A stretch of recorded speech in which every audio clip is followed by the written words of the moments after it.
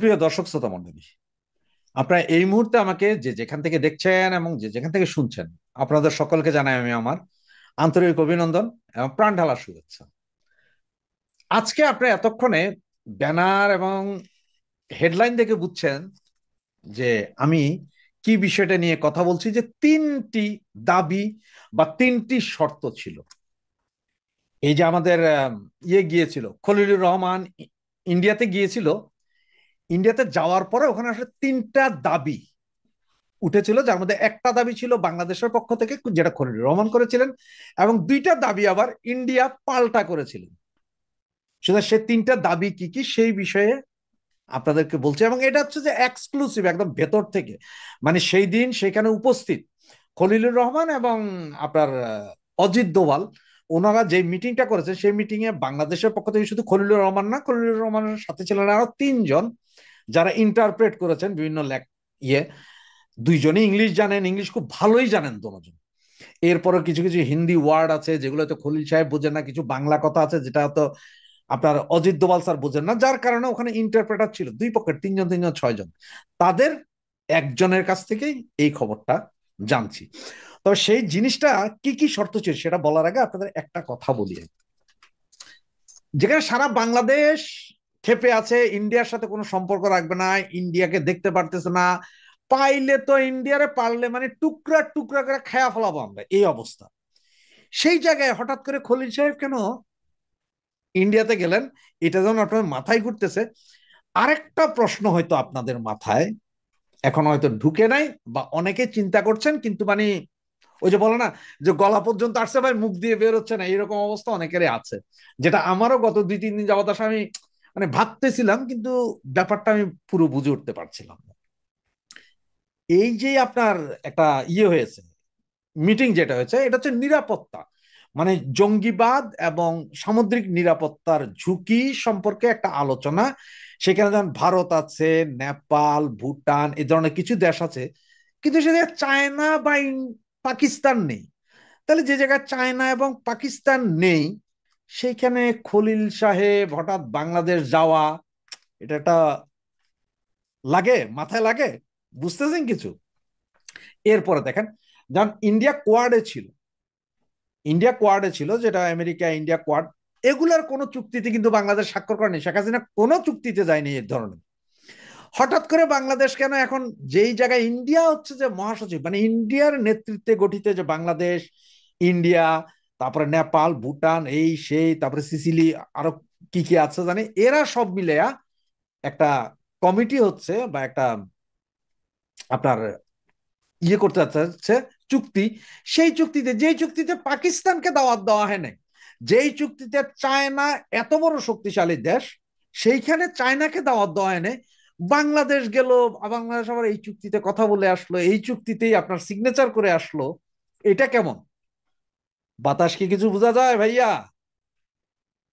আমি আপনাদেরকে আজ থেকে 4 দিন আগে বলেছিলাম 15 দিনের সময় দিয়ে গেছে। অনেকেই আমার সেই ভিডিওর নিচে এসে গালাগালি করেছিলেন যে আমি বেশি বুঝি, এই হইছে সেই হইছে। তো তাদেরকে বলি, এই যে আজ গতকাল থেকে যারা বলা শুরু করছে 7 দিনের সময়, কেমন বিষয়টা বোঝা যায়? গতকালকে আমি 15টা মাদ্রাসা, 16টা মাদ্রাসার কথা বলেছিলাম, যে গোয়েন্দা নজরদারিতে অনেকেই বলছেন যে মাদ্রাসার নামগুলো আমি কেন দিলাম, ওই দিলাম সেই দিলাম। তো তাদের উদ্দেশ্যে বলি, ভাই, যেইটুকু দেওয়ার মতো সেইটুকুই দিচ্ছি, যেটুকু দেওয়ার মতো না সেটুকু আপনার পাচ্ছেন না। কারণ কোথায় কি আছে বা কোথায় কি হচ্ছে সবগুলো তো আপনাদের বলা হচ্ছে না, কিন্তু আপনাদের হিংস দিয়ে দেওয়া হচ্ছে যাতে আপনারা একটু সতর্ক থাকেন। আর যেগুলোর নাম বলা হয়েছে, এমনও তো হইতে পারে সেগুলোর বিপরীতের অন্য কিছু করতেছে। তো এই হচ্ছে যে কাহিনী। সুতরাং এবার চিন্তা করেন, এই যে ইন্ডিয়া একটা সংস্থা করলো, যেটা আপনার জঙ্গিবাদের উত্থান এবং সামুদ্রিক নিরাপত্তা, এই আর্মি, এটা একটা আর্মি বলা যায়, যে এটা একটা ওনারা একটা সংগঠনের মতো করেছে যে আমরা শক্তিশালী, সেই চুক্তিতে বাংলাদেশ স্বাক্ষর করে এসেছে। এরপরেও বলবেন যে কালে আওয়ামী লীগ ইন্ডিয়ার দালালি করে, ইন্ডিয়ার দালালি তো আপনারা সবচেয়ে বেশি করতেছেন। তো আসুন চলুন, সেই তিনটা শর্ত। শর্ত নাম্বার ওয়ান, বাংলাদেশের পক্ষ থেকে শর্ত নাম্বার ওয়ান ছিল, যেটা খলিলুর রহমান বলেছেন, তিনি সরাসরি ইন্ডিয়ার কাছে শেখ হাসিনা এবং স্বরাষ্ট্রমন্ত্রী আসাদুজ্জামান কামালকে ফেরত দেওয়ার জন্য একটা শর্ত জুড়ে দিয়েছিলেন মিটিং এর আগেই। আপনারা জানেন যে একদিন আগেই উনি পৌঁছে গিয়েছিলেন এবং ওনার জন্য ইন্ডিয়ার দিল্লিতে যেই 5 স্টার হোটেলে 3টা রুম ওনাদের জন্য বুক করেছিলেন সেসব রুমে ওনারা উঠেননি। ওনাদেরকে উঠানো হয়েছিল আমাদের দিল্লিতে অবস্থিত বাংলাদেশ দূতাবাসের আপনার অ্যাম্বাসেডার সাহেব নিজের বাসায়, এবং সেইখানে রেখেই উনি কাউকে কোথাও যেতে দেননি এই অবস্থায়। কিন্তু আরেকটা জিনিস, যে এই যে আমাদের খলিল সাহেব যাওয়ার আগে কিন্তু বাংলাদেশে অবস্থিত ইন্ডিয়ান দূতাবাসের অ্যাম্বাসেডারের সাথে কথা বলে গিয়েছিল, এবং ইন্ডিয়াতে যাওয়ার পরে আমাদের অ্যাম্বাসেডারের বাড়িতে উঠেছেন। অ্যাম্বাসেডার সাহেব কন্টিনিউ ওনার সাথে ছিলেন যাতে উনি কোথাও যেতে না পারেন। তো সেই জায়গায় দাবি ছিল যে হাসিনা এবং স্বরাষ্ট্রমন্ত্রীকে ফেরত দেওয়া হবে, ফেরত দিতে হবে, এই দাবিটা করেছিলেন অজিত দোভালের কাছে। তখন নাকি অজিত দোভাল বলেছেন যে ঠিক আছে আমরা ফেরত দিব, কোনো সমস্যা নাই। সর্বপ্রথম আপনি বলেন যে শেখ হাসিনা এবং স্বরাষ্ট্রমন্ত্রী আসাদুজ্জামান কামাল ওনারা কি বর্ডার পার করে কোনোভাবে ঢুকে গিয়েছিলেন যেটা ইন্ডিয়ান গভর্নমেন্ট জানে না? বা এইটা কি ওনারা কি হঠাৎ করে এসে গেলেন যে এই, নাকি G2G মানে সরকার টু সরকার কথা হয়েছিল? যেদিন শেখ হাসিনা আসাদুজ্জামান খান কামাল তারা বাংলাদেশে ঢুকেছেন সেদিন তো বাংলাদেশ থেকেই জাতীয় পতাকা দেওয়া হেলিকপ্টারে ওনাকে উঠানো হয়েছে। ওখান থেকে কুর্মিটোলা, কুর্মিটোলা থেকে আবার সেনাবাহিনী, 3 বাহিনী, সেনাবাহিনী, নৌ বিমান বাহিনীর নিজস্ব বিমানে এবং 18 জন SSF কর্মকর্তা অধীনে রাষ্ট্রীয় সম্মানে ওনাকে এনে নামানো হয়েছিল। কোনটা আগে? এই দুইটার জবাব আপনি দিন। যদি দিতে পারেন সুন্দরভাবে, তাহলে আমরা শেখ হাসিনা এবং আসাদুজ্জামান খান কামালকে ফেরত দিব। এবং দ্বিতীয় যে কথাটা আপনার অজিত দোভাল বলেছেন যে অনেক হয়েছে, এবার আপনারা আওয়ামী লীগ সহ বাকি সব দলকে নিয়ে ইনক্লুসিভ নির্বাচন করান, আমাদের কোনো সমস্যা নাই। আপনার দেশে আপনি কি খাবেন, কি পরবেন, কাকে কি করবেন, আমাদের কোনো সমস্যা নাই।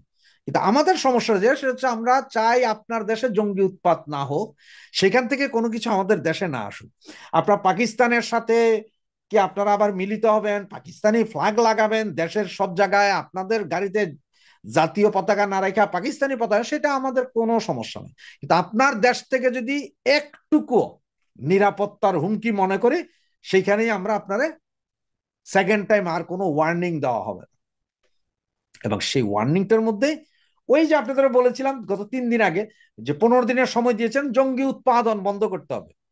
এবং ওনারা বলছে ISS এর 77 জন সুশিক্ষিত কর্মকর্তা বাংলাদেশে আছে, বাংলাদেশের বিভিন্ন জায়গায় ওরা ক্যাম্প করে, সেসব ক্যাম্পের ভেতরে ওনারা প্রশিক্ষণ দিচ্ছে, জঙ্গি প্রশিক্ষণ, অস্ত্র শস্ত্র সবই দিচ্ছে। এগুলার ডাটা সহ পুরো দোসিয়ার বলে, বা আপনারা বলতে পারেন একটা ফাইল, 184 পাতার একটা ফাইল দিয়েছে যেখানের মধ্যে 84টা স্পট ছবি, স্যাটেলাইট ছবি, ভেতরের ছবি, অস্ত্র প্রশিক্ষণের ছবি সবগুলো দিয়ে দিয়েছে যে এগুলো আগে নির্মূল করেন, এরপরে আপনি আমাদের সাথে কথা বলতে আসেন। তখন নাকি খলিল সাহেব বলেছেন যে আমি তো আসলে এখানে এই মুহূর্তে আপনাকে এটার 100% কিছু বলতে পারবো না। দেখেন আমি তো আসলে, আমাকে এখন এই নিরাপত্তা উপদেষ্টার কোনো পদও ছিল না, যেহেতু আমরা আপনাদের সাথে কথা বলতে পারতেছিলাম না, কারণ নিরাপত্তা উপদেষ্টা কথা বলবো, অন্য কোথাও বলতে পারে না, যার কারণে আমাকে এখন এটা পোস্টিং দেওয়া হয়েছে। সুতরাং আমি সেই হিসাবে আপনার সাথে এসে কথা বলছি। আমি বাংলাদেশে যাওয়ার পরে আমি ইনুস সাহেবের সাথে কথা বলবো, যে ইনুস সাহেব কে বলবো যে আপনাদের দাবিগুলো, এবং দেখি উনি কি বলে। তবে আমি আসলে আপনাকে গ্যারান্টি দিতে পারছি না উনি আপনাদের এই দাবিগুলা। তখন নাকি অজিত দোভাল আবার বলেন যে ওই যে মাইকের সামনে দাঁড়িয়ে রাস্তার হকারের মতো ওই যে শেখ হাসিনাকে ফেরত দিব, হেগে যাব, ওই সেই এগুলো বললেন না, কারণ হেগের সাথে আমাদের কোনো চুক্তি নাই। আর আপনাদের ICC যেই ট্রাইব্যুনাল, এইটার সাথে তো আমাদের কোনো দরকারই নেই। এটা আপনি কি করছেন না করছেন, ফালতু ICC। হ্যাঁ, এখন যদি আপনাদের বাংলাদেশের সুপ্রিম কোর্ট, হাইকোর্ট থেকে একটা কথা ছিল তাহলে হয়তো চিন্তা করার বিষয় ছিল। ICT স্পেশাল কোর্ট আমাদের কোনো ব্যাপার না। আপনারা কি করতেছেন তা আপনাদের ঘরে আপনারা কি করবেন। আর এইসব বিচার আচার যেখানে আপনার ওই বিবাদী পক্ষ নাই, কেউ নাই, সাক্ষী নাই, প্রমাণ নাই, আপনারা যা ইচ্ছা তা বললে আপনার বিচারটা কইরা দিলেন, তো ওইটাতে আমরা কর্ণপাতও করব না। আর শেখ হাসিনা, আসাদুজ্জামান খান কামাল এনাদেরকে ফেরত দিতে হইলে প্রথমে আপনার সরকারকে লিখিত জানাইতে হবে যে ওনারা যে এখানে আসছেন, ওনারা তো রাষ্ট্রীয় মর্যাদায় আসছেন, ওনার রাষ্ট্রীয় মর্যাদায় এসেছেন এবং এখনো রাষ্ট্রীয় মর্যাদায় আছেন। সুতরাং এসব ফাউল কথা বলে লাভ নাই। হেগে আপনারা যান, হেগের চুক্তি আমাদের সাথে নাই, এরকম কোন চুক্তিতে আমরা নাই, সুতরাং কেউ কিছু করতে পারবে না। ওই যে স্লোডনের কথাটাই, রাশিয়া যে স্লোডনের ব্যাপারে বলেছিল যে তুমি আমেরিকার জাহান্নাম চাও, আমি তোমার স্লোডন রে ফেরত দিব না, স্লোডন আমার দেশ আছে, হ্যাডন থাকলে তুমি এসে তুলে নিয়ে আসো।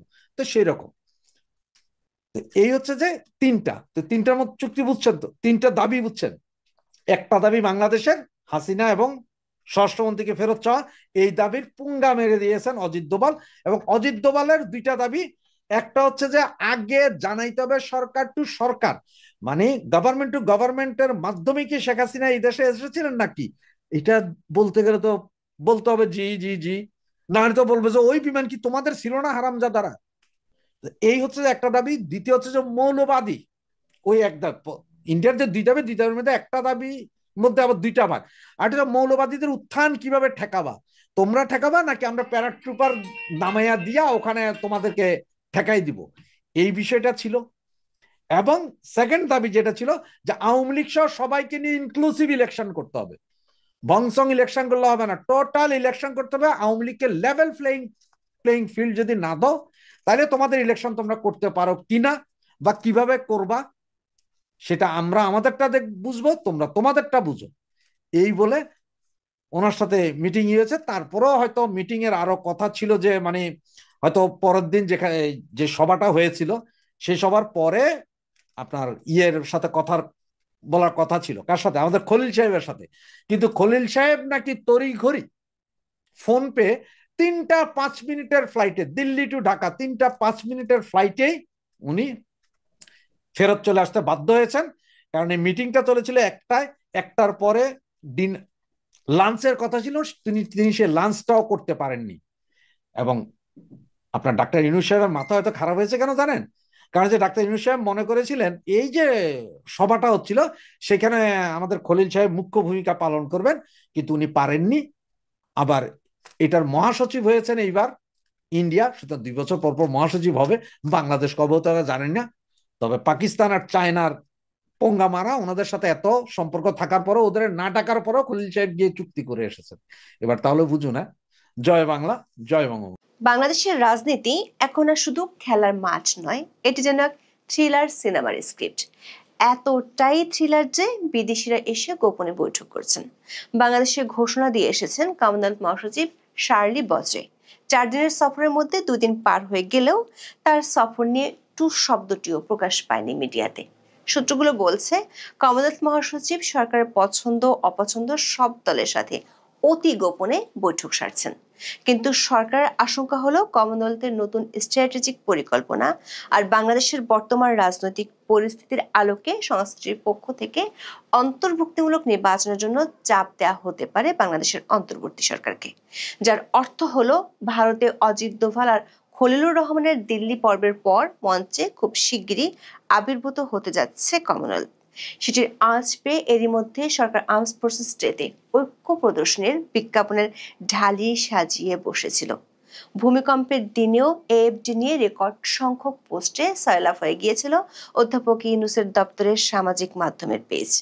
তবে এই ঐক্যের ভিজুয়াল প্রদর্শনীর 24 ঘন্টার মধ্যে মিত্র জামাত ইসলামী থেকে এসেছে এ যাবৎকালের সবচেয়ে বড় হুঙ্কার। দলটির আমির বলছেন নির্বাচনের দিন গণভোট হলে জেনোসাইড হওয়ার আশঙ্কা আছে। সরকারের জন্য সবচেয়ে বড় দুশ্চিন্তা, নির্বাচন কমিশনও জানাচ্ছে শঙ্কার কথা। দর্শক, একদিকে অন্তর্ভুক্তিমূলক নির্বাচনের জন্য বিদেশিদের চাপ, আর একদিকে মিত্রদের মধ্যে গণভোট নিয়ে মল্লযুদ্ধ। এমন দ্বিমুখী সংকট থেকে জনদৃষ্টি সরাতে অধ্যাপক ইউনূসের দপ্তর নতুন কোন প্রদর্শনী হাজির করবেন। সূত্রগুলো বলছে হাই ভোল্টেজ ফোকার খেলা শুরু হয়ে গেছে। ঢাকা দিল্লির মাঝে এখন আর আগে সেই মিষ্টি সম্পর্ক নেই, সম্পর্ক এখন অনেকটা কাটা ছেঁড়ার মতো। এরই মাঝে বাংলাদেশের জাতীয় নিরাপত্তা উপদেষ্টা ডক্টর খলিলুর রহমান দিল্লি সফর করলেন, আর সেখানে তিনি বৈঠক করলেন ভারতের নিরাপত্তা উপদেষ্টা অজিত দোভালের সাথে। এই রুদ্ধদ্বার বৈঠকটি ছিল গত 1.25 বছরের মধ্যে প্রথম আনুষ্ঠানিক দ্বিপাক্ষিক আলোচনা।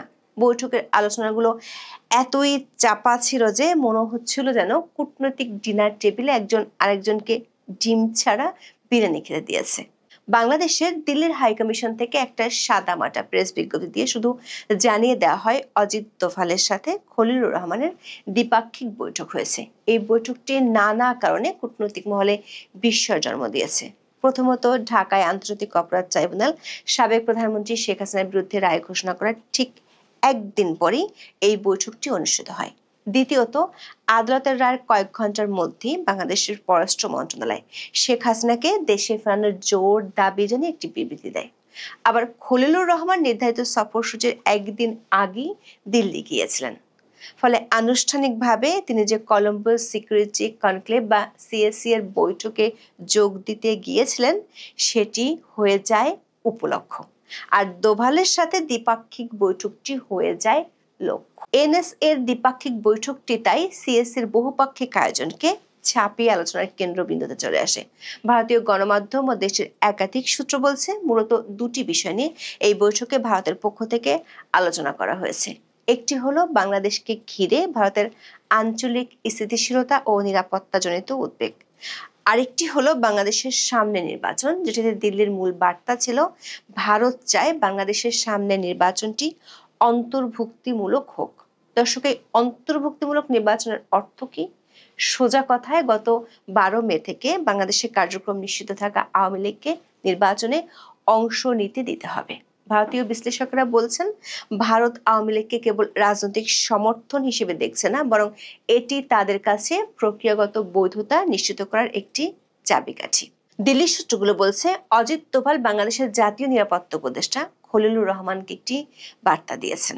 সেটি হলো, যদি নির্বাচন মোটামুটি সুষ্ঠু, অবাধ ও অন্তর্ভুক্তিমূলক হয় তাহলে তারা বিজয়ী নির্বাচিত সরকারের সঙ্গে এঙ্গেজমেন্টে যেতে প্রস্তুত। বিশ্লেষকরা মনে করছেন ভারতের এই বার্তা কূটনৈতিক পোকার খেলা, যেখানে তারা আওয়ামী লীগের রাজনৈতিক অধিকার প্রতিষ্ঠার বার্তা দিচ্ছে। দর্শক, দিল্লি পর্ব শেষ হতে না হতে মঞ্চে প্রবেশ করেছে কমনওয়েলথ মহাসচিব শার্লি বলজয়। তিনি বাংলাদেশে 4 দিনের সফরে এসেছেন।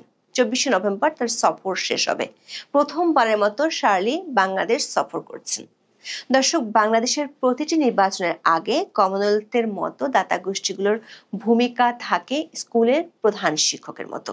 এর অর্থ হলো কমনওয়েলথ মহাসচিবের এই আগমন যেন স্কুলের প্রধান শিক্ষিকার বার্ষিক পরিদর্শন। তিনি দেখছেন ক্লাসের সবাই ঠিকমতো পড়াশোনা করছে কিনা। কমনওয়েলথের মহাসচিব গুরুত্বপূর্ণ একটি ঘোষণা দিয়ে বাংলাদেশে এসেছেন।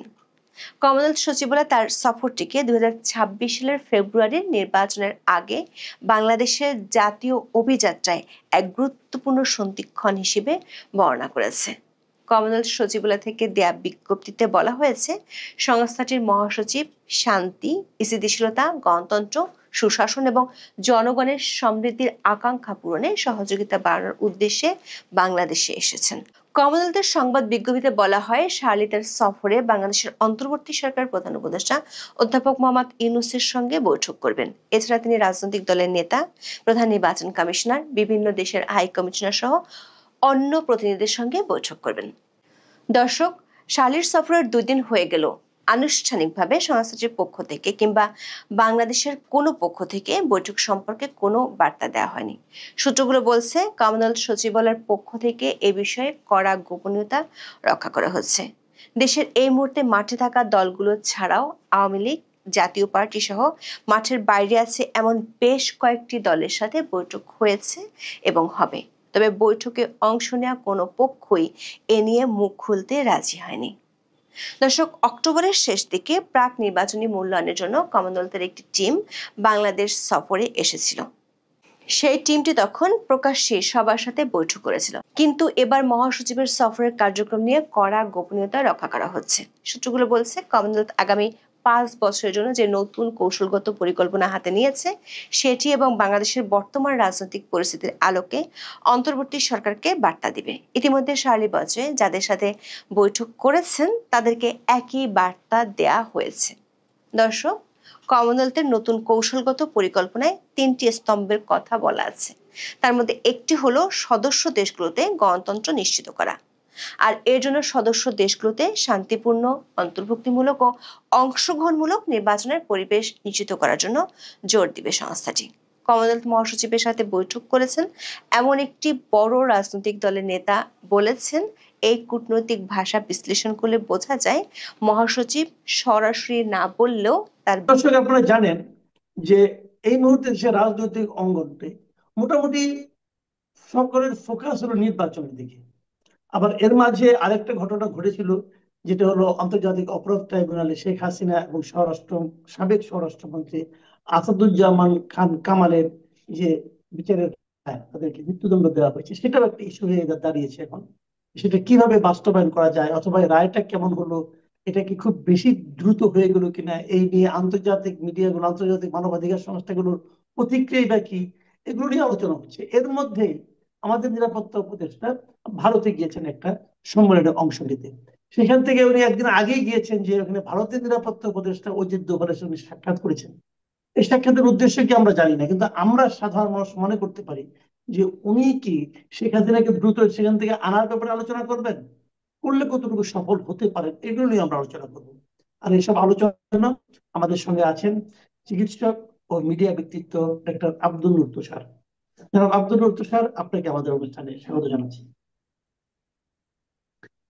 ধন্যবাদ। তুষার ভাই, আপনি খেয়াল করেছেন যে অজিত দোভালের সঙ্গে আমাদের খলিল সাহেবের সাক্ষাৎ হয়েছে, এবং এরই মধ্যে সরকার এবং কিছু লোক দেশে বিদেশ থেকে নানাভাবে প্রচার করে থাকেন যে খলিল সাহেব নাকি তাদের দেখা সবচেয়ে স্মার্ট ব্যক্তিত্ব, খুবই মানুষকে প্রভাবিত করতে পারেন।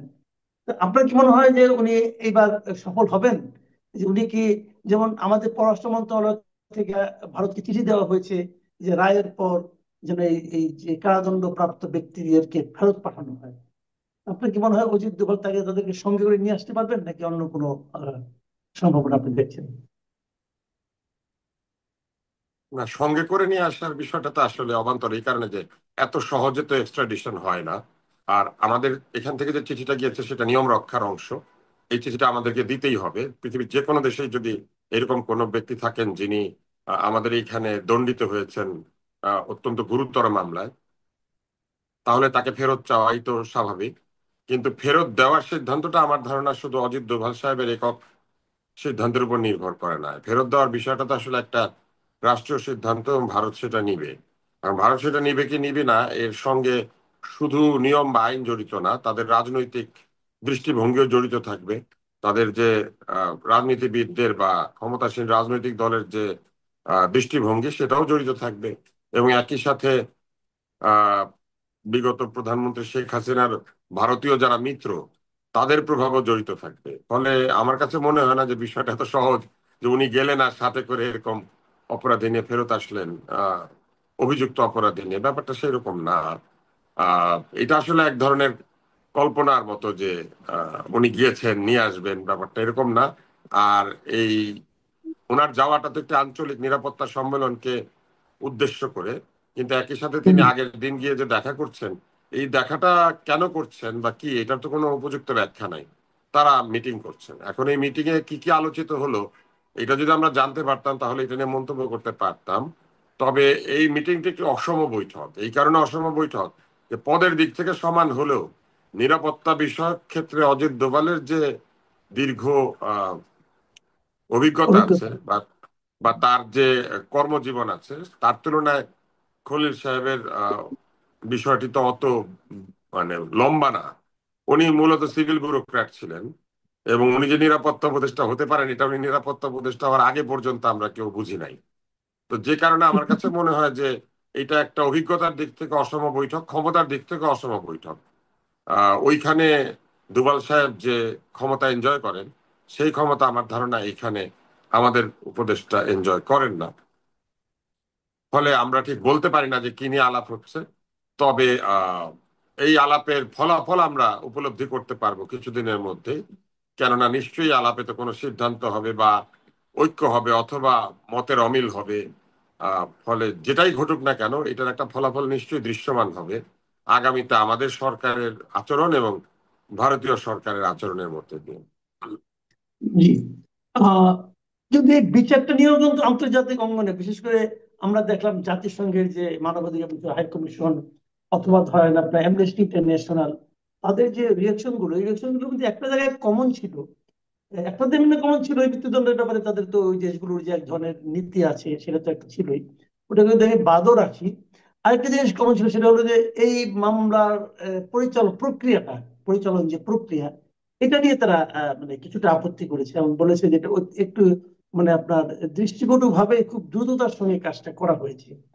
তো এই বিষয়টা কি আপনি মানে কেমন, আপনি এটাকে কিভাবে মূল্যায়ন করবেন? পৃথিবীর বহু দেশে এখন ক্যাপিটাল পানিশমেন্ট রহিত, যে কারণে মানবাধিকার সংস্থাগুলি বিশেষ করে অ্যামনেস্টি ক্যাপিটাল পানিশমেন্ট হলেই সেটা নিষেধ করে, বলে যে ক্যাপিটাল পানিশমেন্ট ঠিক না, অন্য সর্বোচ্চ শাস্তি দিতে বলে। তো এটা তো তারা বলবেনি, এটাও তাদের নিয়মিত প্রতিবাদ বা নিয়মিত জি। মন্তব্যের অংশ। যে কোনোখানে যে কেউ ক্যাপিটাল পানিশমেন্ট পেলেই তারা যদি মন্তব্য করেন তাহলে প্রথমে বলেন যে এইটা ঠিক না।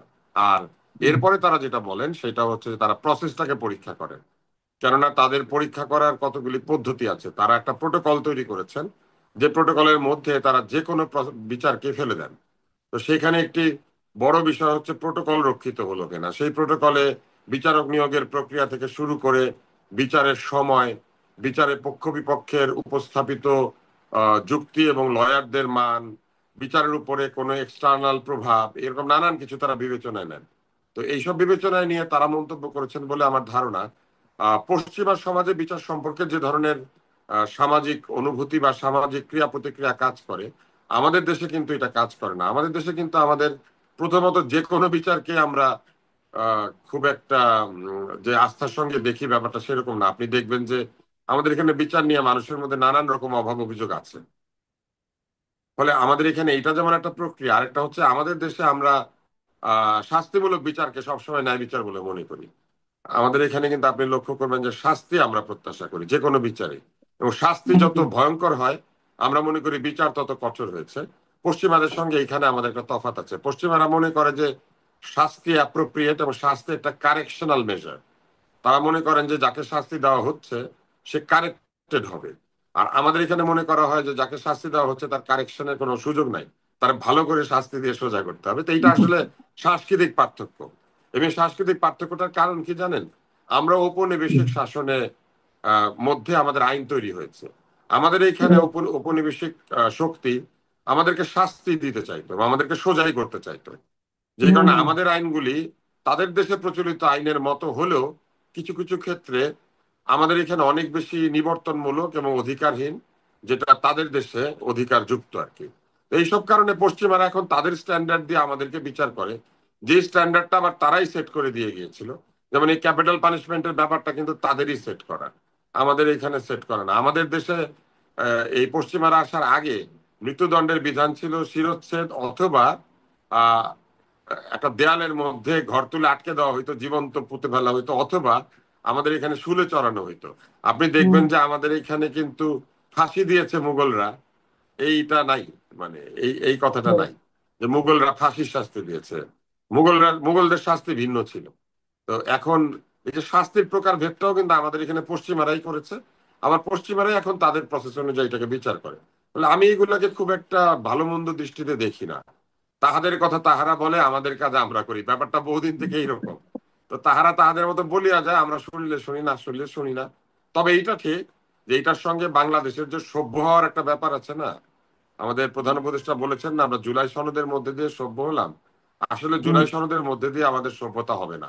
আমাদের সভ্যতা হবে যখন আমরা প্রকৃতই পৃথিবীর মানদণ্ডে যে সভ্য দেশগুলি আছে সেই সভ্য দেশের সঙ্গে তাল মিলিয়ে আমাদের সভ্যতা দেখাতে পারবো। এবং সেই ক্ষেত্রে আমি মনে করি যে আমাদের সভ্য হতে এখনো বাকি আছে। আচ্ছা, আরেকটা জিনিস, আজকে ইলেকশন কমিশনের সঙ্গে পলিটিক্যাল পার্টিগুলো মিটিং করেছে। বেশ কয়েকটা পার্টি গিয়েছিল, বিএনপি, নাগরিক ঐক্য, গণ অধিকার পরিষদ, রিপাবলিকান পার্টি, বাসদ, মার্ক্সবাদী এরা গিয়েছিল। সেখানে বিএনপির পক্ষ থেকে একটা খুবই মানে মৌলিক একটা দাবি করা হয়েছে, তারা প্রস্তাব দিয়েছে। তারা বলেছে যে নির্বাচনে নির্বাচন কমিশনের যে নিজস্ব কর্মকর্তা আছে তাদেরকেই রিটার্নিং কর্মকর্তা অথবা সহকারী রিটার্নিং কর্মকর্তা নিয়োগ করার প্রস্তাব দিয়েছে। তো এটা কি আপনার কাছে অবাস্তব মনে হয় নাকি এটা মানে করা সম্ভব বলে মনে হয়? এটা ঠিক অবাস্তব না, এটা বাস্তব। কিন্তু এইখানে একটা সমস্যা হচ্ছে যে তাতে হয়তো নির্বাচন কমিশন ওই সময় যদি সবাই রিটার্নিং অফিসার হিসেবে ব্যস্ত থাকেন, তাহলে কমিশনের রেগুলার কাজ কারা করবেন, এটা একটা প্রশ্ন হতে পারে। কিন্তু এই প্রস্তাবটার পেছনে একটা কারণ আছে। কারণ হচ্ছে যে নির্বাচন কমিশনের ভেতর থেকে পাওয়া নানান ধরনের সূত্র থেকে একটা ধারণা তৈরি হয়েছে যে নির্বাচন কমিশন ইসলামী ব্যাংকের অফিসার, তারপরে বিভিন্ন প্রাইভেট প্রতিষ্ঠানে কর্মরত ব্যক্তিবর্গ, তারপরে কিছু ব্যাংকার, কিছু সরকারি কর্মকর্তা, এদেরকে নিযুক্ত করার কথা ভেবেছেন, যেখানে অভিযোগ আছে যে তারা কেউ কেউ বিগত সরকারের সাথে সম্পৃক্ত, কেউ কেউ আবার জামাতে ইসলামের সাথে সম্পৃক্ত, কেউ কেউ আবার বিএনপির সাথেও সম্পৃক্ত। ফলে এই বিষয়টাকে এড়ানোর জন্যই মনে হয় তারা এই সংখ্যাটাকে ছোট করে নির্বাচন কমিশনের ডিরেক্ট কর্তৃত্বে থাকা লোকদেরকে ব্যবহার করতে বলেছেন। এটা মূলত নির্বাচনের আগে নির্বাচনের রিটার্নিং অফিসারদের নিরপেক্ষতা রক্ষার জন্য বিএনপির একটা প্রক্রিয়া আর কি। তবে আমি মনে করি নির্বাচন কমিশন চাইলে নিরপেক্ষ ব্যক্তিদেরকে রিটার্নিং অফিসার হিসেবে নিয়োগ দিয়ে এই সমস্যাটা সমাধান করতে পারেন। এমন নয় যে নিজেদের কর্মকর্তাই দিতে হবে, কিন্তু নিরপেক্ষতার যাচাই বাছাইটা ভালো হলে আমার মনে হয় ভালো হয়। কারণ এখন রিটার্নিং কর্মকর্তা তো সব জায়গায় হয় ডিসি, আমরা যেটা দেখেছি। হ্যাঁ, ওই যে ডিসিদের নিয়ে একটা আপত্তি আছে, কেন ডিসি নিয়োগে বাণিজ্য হয়েছিল, এটা একটা অভিযোগ আছে। এই যে হুম হুম। এই সরকারের বিভিন্ন নিয়োগ নিয়েও আপত্তি আছে যে তারা মেধা বা যোগ্যতা বা নিরপেক্ষতা বিচার না করে দোসরের সঙ্গে সম্পৃক্ততা এবং ক্ষেত্র বিশেষে বিভিন্ন পলিটিক্যাল পার্টির সাথে যুক্ততা অথবা ক্ষেত্র বিশেষে টাকা লেনদেনের অভিযোগ আছে। ফলে এইসব ক্ষেত্রে আসলে আমার মনে হয় বিএনপি একটু শঙ্কিত হয়ে উঠেছে যে এদেরকে ডিসি এসপি দেরকে রিটার্নিং অফিসার হিসেবে নিয়োগ দেওয়া বা সরাসরি সরকারি কর্মকর্তাদেরকে নিয়োগ দেওয়ার ব্যাপারে হয়তো বিএনপি একটু সন্দিহান হয়ে উঠেছে আর কি। এটাকে আমি নেগেটিভ বা পজিটিভ কোনোভাবেই দেখি না। আমি মনে করি যে নির্বাচনের আগে দলগুলি বিভিন্নভাবে নিজেদের অবস্থানকে সুদৃঢ় করতে চায়। বিএনপির এটা একটা প্রক্রিয়া আর কি। বিএনপি চাইছে যে যাতে কোনোভাবেই তাদের উপযুক্ত ক্যান্ডিডেটের মনোনয়ন বাতিল না হয় আর কি। এখানে আরেকটা কথা, আমি আমি যেটা আমি পার্সোনালি যেটা মনে করি আর কি, এটা আপনার সঙ্গে একটু শেয়ার করি। এটা হলো যে এই যে সরকার এখন নির্বাচনের আগে সব জেলার ডিসিবিলিটি পরিবর্তন করতেছে, অলরেডি শুনলাম যে 50টা 52 জন পরিবর্তন হয়েও গেছে। তো এটা তো এই সরকার না করলেও পারে, কারণ আমরা জানি যে ইলেকশন কমিশন যখন শিডিউল ঘোষণা করবে তখন থেকে তো পুরো প্রশাসন ইলেকশন কমিশনের আন্ডারে চলে যাবে। তো ওই সময় ইলেকশন কমিশনই তাদের নিজস্ব বিবেচনায় নতুন করে সবাইকে পরিবর্তন করলেই পারে। তাহলে কিন্তু আমার মনে হয় যে এই যে বিএনপি অমুকে বিএনপি, তুমুকে আওয়ামী লীগ, তুমুকে জামাত, তুমুকে এনসিপি, এই সমস্ত অভিযোগ থেকে কিন্তু আমরা মুক্ত হতে পারি। এটা আপনি কি মনে করেন? যারা তাস খেলে তারা জানে যে তাস খেলা যদি আপনি বারবার কার্ড শাফল করেন তাহলে প্রথমে যে অবস্থা ছিল কার্ড, সেই অবস্থা আবার ফেরত যায়। তো এই নির্বাচন কমিশনের আগে একবার নেড়ে চেড়ে দিল যাতে নির্বাচন কমিশন আবার নাড়লে আগের অবস্থায় ফিরে যায়। এটা একটা সমস্যা। দ্বিতীয় সমস্যা হচ্ছে এই সরকারের নিরপেক্ষতা নিয়ে যথেষ্ট প্রশ্ন আছে। বিএনপি সরাসরি প্রশ্ন তুলেছে এবং তাদেরকে বলেছিল যে নির্বাচনের তফসিল ঘোষণার সাথে সাথে তারা যেন তত্ত্বাবধায়ক সরকারের মতো আচরণ করেন, অন্তর্বর্তী সরকার না থাকেন। এর মানে কি? এর মানে হচ্ছে অন্তর্বর্তী সরকার তত্ত্বাবধায়কের মতো নিরপেক্ষ না, এই কথাটা বিএনপি ঘুরিয়ে পেঁচিয়ে বলেছে। তো সেই কারণে আমার মনে হয় যে এরাও খুব প্রমাণ করার চেষ্টা করছেন যে আমরা খুব নিরপেক্ষ। এই অন্তর্বর্তী সরকারের আসলে এখন আর এটা কোনো সুযোগ নাই। এই অন্তর্বর্তী সরকার যে নিরপেক্ষ না, এটা তারা বেশ ভালোভাবে প্রমাণ করেছেন। ফলে এখন তারা যাই করেন না কেন, এইটা বরং তাদের এই অনিরপেক্ষতার যে চেহারা তৈরি হয়েছে সেটাকে কোনোভাবেই মোচন তো করবেই না, উল্টা এটা একটা ডেসপারেশন শো করবে যে ঠাকুর ঘরে কেড়ে আমি কলা খাই না, আমি কলা খাই না, ব্যাপারটা এরকম হয়ে গেল আর কি। কারণ আমরা দেখেছি তারা কিভাবে দল, বিভিন্ন পছন্দের দল এবং ব্যক্তিকে তারা প্রিভিলেজ দিয়েছেন, সুবিধা দিয়েছেন, আশ্রয় প্রশ্রয় দিয়েছেন, ক্ষেত্র বিশেষে তার আশকারা দিয়েছেন। আশকারা শব্দটা আমি ব্যবহার করলাম আর কি। হুম, হুম, হুম। তাহলে এটা কি তাহলে নির্বাচনের নিরপেক্ষতাকে এই সরকার তাহলে বজায় রাখতে পারবে আলটিমেটলি? আপনার কি মনে দেখেন, হয় এই আপনি? সরকারের নিরপেক্ষতার জায়গাতে বেশ কিছু প্রশ্ন তখনই তৈরি হয়েছে যখন সরকারের ভেতরে থাকা একজন ব্যক্তি বের হয়ে রাজনৈতিক দল গঠন করেছেন। তিনি কি জানতেন না তিনি রাজনৈতিক দল গঠন প্রক্রিয়ার সাথে যুক্ত? উনি কি হঠাৎ সকালবেলা সিদ্ধান্ত নিয়েছেন আর বিকালে বের হয়ে গিয়েছেন? মোটেও না। এই প্রক্রিয়াটা যখন সম্পন্ন হচ্ছিল, এই সম্পন্ন হওয়ার প্রক্রিয়ার মধ্যে নিশ্চয়ই এই দলের যিনি সভাপতি হয়েছেন তার যুক্ত থাকারই কথা। তিনি কি বিযুক্ত থেকে এটা হয়েছিল? তার মানে ক্ষমতায় বসে থাকা অবস্থায় বাইরে একটি রাজনৈতিক দল গঠনের ক্ষেত্রে মানসিক ভূমিকা অথবা পরামর্শের ভূমিকা অবশ্যই ছিলেন তিনি। এটা অস্বীকার করতে পারা যাবে না। তাইলে শপথ ভঙ্গ করেছে না? আপনি একটা তত্ত্বাবধায়ক সরকারের ভিতরে থেকে বাইরে রাজনৈতিক দল তৈরি হচ্ছে, সেইটা তৈরির প্রক্রিয়া আপনি মানসিক সমর্থন, বুদ্ধিবৃত্তিক সমর্থন কেন দিলেন? এটা হচ্ছে এক। দ্বিতীয় হচ্ছে, এই সরকারের আরেক উপদেষ্টা বলেছেন আমি নির্বাচন করব। উনি নির্বাচন করবে মানে উনি 2 দিন পরে অনিরপেক্ষ হয়ে যাবে, কোনো না কোনো দলের টিকিট নিবে। তো যেই দলের টিকিট উনি নিবে, উনি কি সেই দলের সঙ্গে যুক্ত না? আমরা কিন্তু এর আগে দেখেছি ওই দলের সঙ্গে উনি নাস্তা খান, উনি কেক খান, পেস্ট্রি খান, ছাগল খান, হাঁসের মাংস খান, তো বিভিন্ন খাওয়া দাওয়া করেন। তো তাইলে উনি এখন যে কাজগুলি করছেন সেটা কি ওনার যে দলে উনি যোগ দিবেন সেই দলের বিপক্ষে কিছু করছেন? সেই দলের স্বার্থহানি হয় এমন কোন সিদ্ধান্ত তিনি নিচ্ছেন না। তো না নেওয়া মানেই তো হচ্ছে উনি কোন একটি দলের দিকে তার এক ধরনের মায়া মমতা আছে, তাইলে এটা আরেকটা ঘটনা। এবং এর বাইরে একাধিক ব্যক্তি আছেন যাদেরকে আমরা দেখেছি যে তারা নানাভাবে এক ধরনের পক্ষপাত তারা প্রদর্শন করেছেন। আমি অযথা নাম বলতে চাই না। আমি এখানেও কিন্তু দেখেন কারো নাম বলি নাই। এখন কেউ যদি এখানে নিজেকে ভেবে নেন, ভেবে নিতে পারেন, কিন্তু এই সরকারের নিরপেক্ষতা বিভিন্ন জায়গাতে তারা কাজের মাধ্যমেই আহ প্রশ্নবিদ্ধ করেছেন। জি, আমি এখন একটা শেষ প্রসঙ্গে আসছি। এটা হয়তো অতটুকু রাজনৈতিক নয়, কিন্তু বেশ আলোচিত। আলোচিত এই কারণে, আজকে আপনি নিশ্চয়ই জানেন যে এর মধ্যে সারা দেশে মোবাইল দোকানগুলো সব বন্ধ হয়ে গেছে। তার একটা ধর্মঘটে গিয়েছে, এবং এটা মূল ইস্যুটা তৈরি হয়েছে ওই NEIR, এটা বাস্তবায়নকে কেন্দ্র করে। তার মানে মোবাইল গুলিকে তারা রেজিস্ট্রেশন করতে হবে, কি করতে হবে না করতে হবে, এগুলো 16 তারিখের পর থেকে আগামী মাসে তারপর সব বন্ধ হয়ে যাবে। ফয়েজ আহমেদ তৈয়ব সাহেব এই মানে অভিনব পদ্ধতিটা নিয়েছেন, হয়তো এটা ভালো পদ্ধতি হবে, কিন্তু এটা বাস্তবায়ন করতে যে যে ঘটনাগুলো কালকে রাতে ঘটেছে বলে আমরা শুনেছি, যে একজন সাংবাদিককে মধ্যরাতে তার বাসা থেকে উঠিয়ে নিয়ে গেছে ডিবি, তারপরে 12 ঘন্টা আটকে রেখেছে, আরো একজনকে জেলে নিয়ে গেছে, এই যে বিষয়গুলো, এই বিষয়টা কেমন, আর এই বিষয়টাকে বাস্তবায়ন করতে যে যে ঘটনাগুলো ঘটানো হচ্ছে, যে প্রক্রিয়াগুলো আমরা দেখছি, এটাই বা কেমন? তার আগে আমি শুধু আরেকটা বিষয় বলি যে এনসিপি দাবি জানিয়েছে যে পোস্টারে পিছনের দিকে কারো ছবি ব্যবহার করা যাবে না। কারো ছবি ব্যবহার না করলে আমার ব্যক্তিগতভাবে কোনো আপত্তি নাই, এই জন্য যে ছবি আসলে বিজয় নিশ্চিত করে না। ছবি এক ধরনের সম্মান, বলা যে আমি আসলে কার রাজনীতিকে বা কাদের রাজনীতিকে আমি প্রমোট করছি, এবং নিজের দলের অতি জনপ্রিয় ব্যক্তি যারা তাদের জনপ্রিয়তাটাকে ব্যবহার করা। তো এইটা হম। যদি তারা বন্ধ করতে চান, এই দাবি তারা করতেই পারেন। কিন্তু আমি সেক্ষেত্রে দাবি মানে বলতে চাই যে তাহলে কি জুলাই বিপ্লবে যারা শহীদ হয়েছেন এদের নাম বা ছবি ব্যবহার করাও কি তারা বন্ধ করে দিবেন? কিংবা যে কোনো ধরনের ছবি ব্যবহার করা বন্ধ করে দিবেন? একটা দল কি তার প্রতিষ্ঠাতার ছবি ব্যবহার করতে পারবে না কোথাও? এই প্রশ্নগুলি কিন্তু আসবে। ফলে আপনি লক্ষ্য করলে দেখবেন যে নয়া নয়া দাবি দাওয়া উত্থাপন করা হচ্ছে এইরকম, যে এই দাবি দাওয়াগুলি আসলে ইলেকশনকে বন্ধ করা বা অহেতুক জটিলতা তৈরি করার জন্য এক ধরনের আমি বলবো যে আবদার আর কি। তো এইগুলি যদি চলতে থাকে, আমার মনে হয় যে আসলে আহ বৃহৎ দল হিসেবে বিএনপিকে অনেক ধৈর্যের পরিচয় দিতে হবে। কারণ আহ আপনি মানে এই মজার ব্যাপারটা আপনি লক্ষ্য করেন, একদিকে তারা আহ বিভিন্ন বাদের অবসান চায়, আরেকদিকে তারা আরেকটি বৃহৎ দলের নেতা নেত্রীর ছবি পিছনে ছাপা যাবে না সেইখানে তারা বাধা চায়। আবার নিজেদের বেলায় কি তারা কি তাহলে তাদের তারা যাদের নাম ব্যবহার করেন সেই নামগুলি কি তারা ব্যবহার করা বন্ধ করে দিবেন? অথবা ছবি বন্ধ করলেন, নেতা নেত্রীর নামে স্লোগান দেওয়া কি বন্ধ হবে? ফলে এই বিষয়গুলো আমার মনে হয় যে একটু নির্বাচন কমিশনের বা ভালো করে এগুলা পরিষ্কার করা উচিত।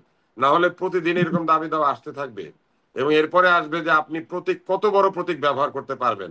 কেননা শাপলা ফুল ছোট, ধানের শীষ একটু বড়, আর মনে করেন লাঙ্গল আরো বড়, তারপরে মনে করেন গরু মনে করেন বিরাট। হ্যাঁ, গরুর তো গাড়ি। হ্যাঁ, এখন গরুর গাড়ি বিরাট, এখন গরুর গাড়িকে ছোট বানাইতে হবে অথবা শাপলা ফুলকে বড় বানাইতে হবে, এরকম আপত্তি আসে পড়তে পারে আর কি।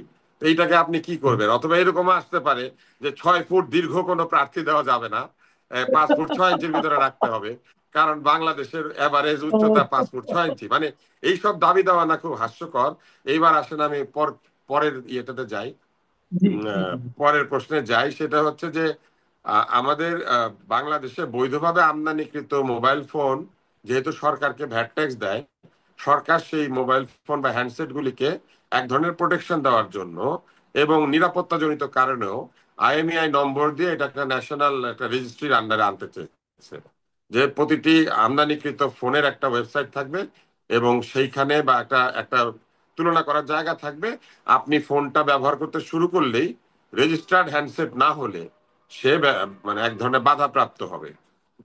এটাকে ট্যাক্স দিয়ে রেজিস্টার করাতে হবে। এখন এইটা একদিকে যেমন ঠিক, আরেকদিকে কিন্তু বাংলাদেশের যে মোবাইল ব্যবসা, এই ব্যবসাতে অধিক দামি সেটগুলি অধিকাংশ ক্ষেত্রে আমদানি হয়ে আসে না, এবং বাংলাদেশে অধিক দামি সেটগুলি তৈরি হয় না। যার ফলে মানুষ কি করে, অধিক দামি সেটগুলি বিদেশ থেকে হাতে হাতে নিয়ে আসে এবং অনেক ক্ষেত্রে এটা চোরাই পথেও ঢুকে থাকে। এখন এটাকে বন্ধ করার জন্য এই প্রক্রিয়াটা একদিকে যেমন ভালো, আরেক দিকে এই প্রক্রিয়া একটা অসুবিধাও আছে। আমাদের দেশে যে মোবাইল বিক্রয় শিল্পটা তৈরি হয়েছে, এইখানে বিরাট সংখ্যক স্মার্টফোন বিক্রি হয়ে থাকে মূলত হাতে করে আনা সেট, এবং এখানে অনেক ব্যবসায়ী আছেন, লোকজন আছেন যারা জড়িত।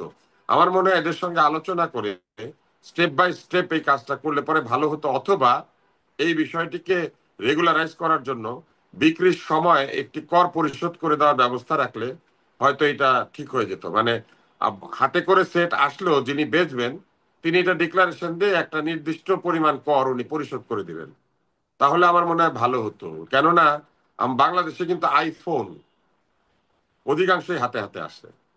তারপরে হুম। স্যামসাং এর যে বড় বড় সেট গুলি আছে যেগুলো অনেক দাম, এগুলো হাতে করে আসে, কারণ কর দিতে গেলে এগুলোর উপর অনেক কর হয়। আর এগুলো আবার আমাদের এখানে সংযোজিত হয় না, এই হাই এন্ড সেট গুলো আমাদের এখানে সংযোজিত হয় না, একটা জিনিস আমি ফলে যে বলি কোনো ভাবে এগুলো বাইরে থেকে ইরফান আসবে। ভাই,